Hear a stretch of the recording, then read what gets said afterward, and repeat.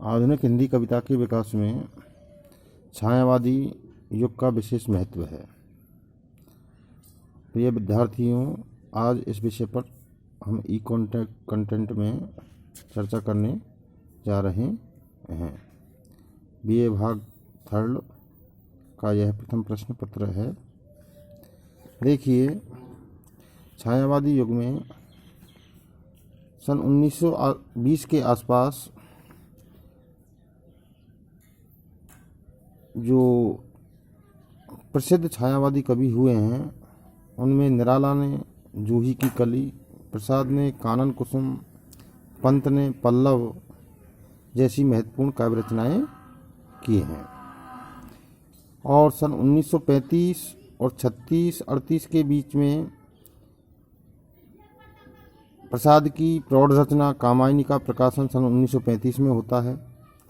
पंत का युगांत सन 1936 के बीच 36 में आता है। और पंत की ही अनामिका एक काव्य ग्रंथ है जिसका प्रकाशन सन 1938 में होता है। इस प्रकार से सन 1920 और 35 का जो समय है, इसमें छायावाद की या छायावादी कविता प्रखरतर रूप में सामने आती है। छायावादी युग की एक बहुत महत्वपूर्ण विशेषता ये रही है कि सन 1914 में प्रसिद्ध बांग्ला कवि रविन्द्रनाथ टैगोर के द्वारा गीतांजलि कृति लिखी गई, जिसके ऊपर उन्हें साहित्य का नोबेल पुरस्कार भी प्राप्त हुआ है। इससे भारतीय जो कवि थे, उनको गौरव की अनुभूति हुई, गौरव प्राप्त हुआ। और दूसरी जो महत्वपूर्ण विशेषता है वो है कि छायावादी युग के कवि पश्चिम के रोमांटिक कवियों से बहुत अधिक प्रभावित थे। तो कहने का अर्थ ये है कि आधुनिक हिंदी कविता के इतिहास में सन 1914 के आसपास जो परिवर्तन देखने को मिला, यहीं से छायावादी युग का प्रारंभ होता है। जब स्थितियों के बारे में देखते हैं तो यह समय जो है प्रथम विश्व युद्ध का समय था। भारत के भीतर भी स्वतंत्रता आंदोलन चल रहा था और गांधी जी के हाथों में उसका नेतृत्व था। ऐसी स्थिति में पाश्चात्य अर्थव्यवस्था एवं संस्कृति भारतीय जीवन की नियति बनती जा रही थी, क्योंकि हम एक दूसरे लोग उनसे हमारा संपर्क हो रहा था। लेकिन इसी के मध्य राधा रामकृष्ण परमहंस, विवेकानंद, गांधी, टैगोर जैसे महापुरुष भी हुए हैं, जिनके विचारों ने हिंदी कवियों के मानस को उद्वेलित किया था। इन सभी की प्रेरणा ने हिंदी कविता को बल दिया था और एक नई काव्यधारा को जन्म भी दिया था। कुछ विद्वान ये भी मानते हैं कि छायावादी काव्य के बीज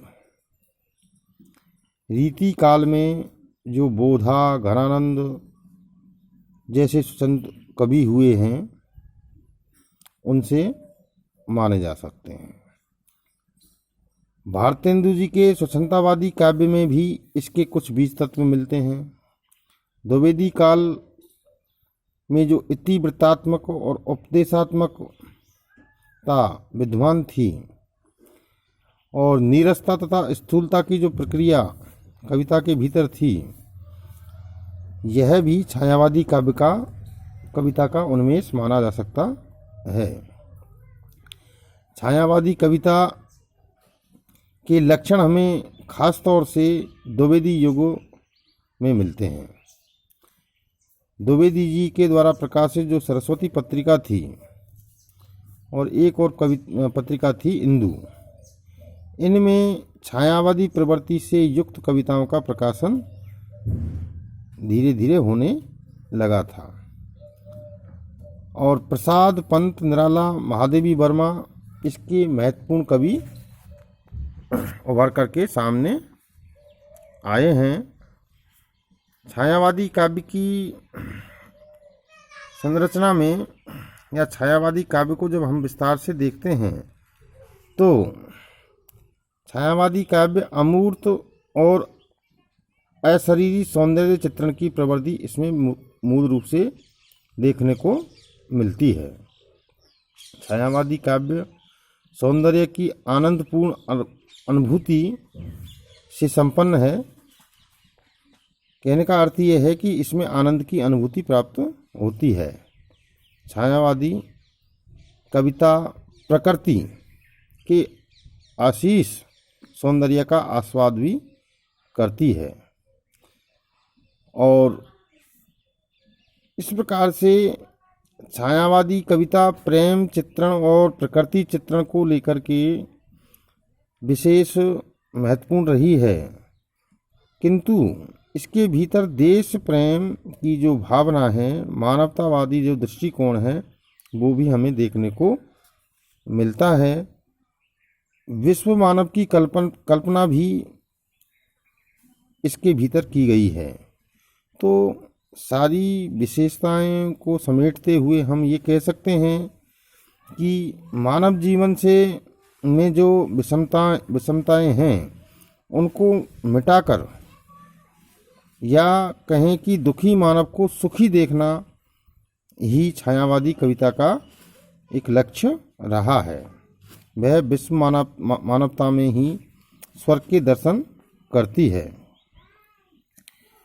छायावादी काव्य भावनात्मक एवं आत्मगत हो गया था, तो धीरे धीरे जो है इसमें भी एक परिवर्तन सहज रूप में आना प्रारंभ हो गया था।